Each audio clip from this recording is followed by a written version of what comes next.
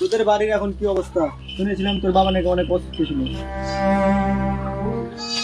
হ্যাঁ ভাই, হাসপাতাল নিয়মিত যাওয়া লাগে, ওষুধ, ডাক্তার, যাতায়াত সব মিলিয়ে ঋণের পাহাড় হয়ে গেছে মাথার উপর। তুই তো একটা চাকরির জন্য এতদিন দৌড়াচ্ছিলি, কিছুই হলো না। 50টা সিভি জমা দিয়েছি ভাই, কেউ ফিরেও তাকায়নি।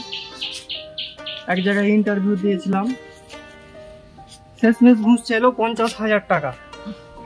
এই সমাজটা শুধু টাকা লাগার জন্য রে ভাই, গরিব মানুষরা শুধু যুদ্ধ করেই মরে। ভাবছি কিছু একটা শুরু করি, কিন্তু যাই করতে যাই টাকা লাগবে, টাকা নাই।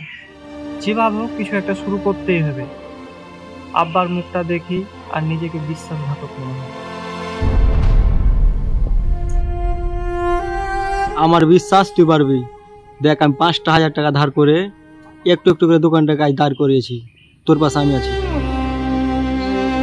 তুই না থাকলে ভাই হয়তো আমি শেষ হয়ে যেতাম।